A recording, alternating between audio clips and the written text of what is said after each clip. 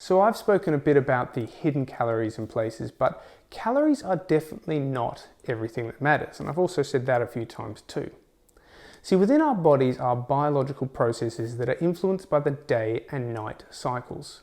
So that means that different parts of our body are more or less active at different times of day and night. And that kind of makes sense, doesn't it? You would expect things to be more active during the day and less active at night, though that's sort of true in some ways and not true in others.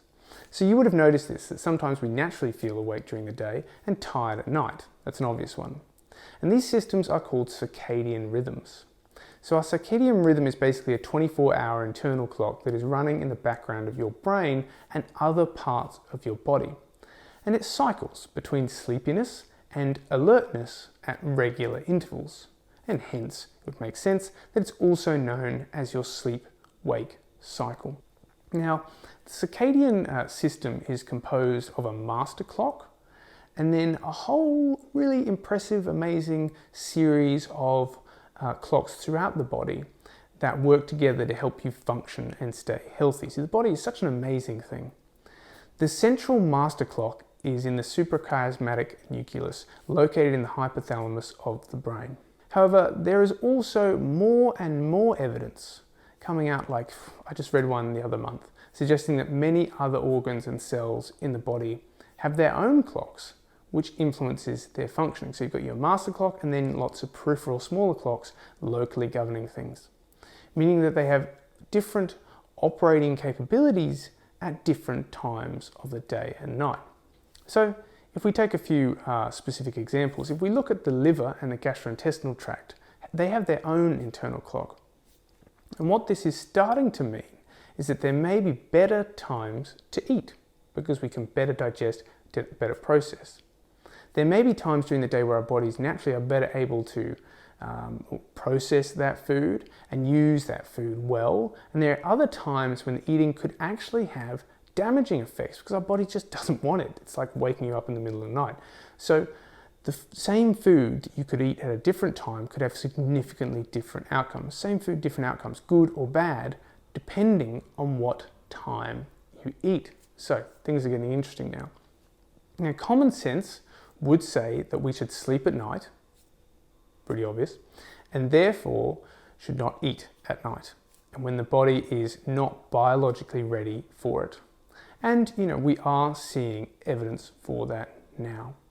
In 2013, 2 studies demonstrated this well. In one study, 93 overweight and obese women with metabolic syndrome, which is a syndrome characterized by blood pressure, high blood sugars, high cholesterol, often liver problems, and being overweight. Researchers assigned some to eat more of their calories during breakfast with fewer at dinner, and others more at dinner and less at breakfast.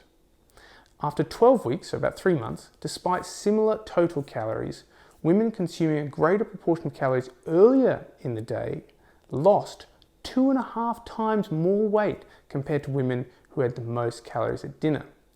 They also had greater drops in waist size, greater drops in fasting blood sugar, insulin resistance, which can lead to diabetes, and greater reductions in blood cholesterol than the other women. So not just weight, but a whole raft of other benefits came from eating more food in the beginning of the day and less at the later part of the day.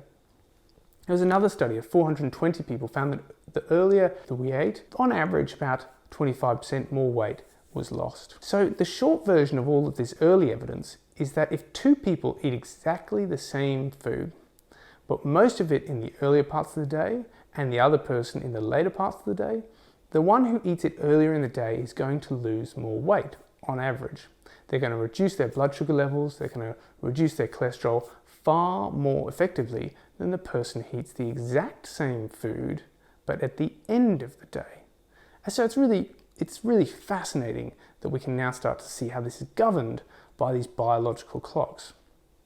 So yes, it is early days to be making concrete conclusions about this, which is why I always make the disclaimer that we need to be aware of more evidence coming out. But I think it's logical and reasonable to focus on eating most of your food at breakfast and lunch and only small light meals after this. And then we can get in sync with the natural cycles of your body when your body's most able and prepared to process this food. And this is a low risk way you can make huge benefits potentially to your whole body.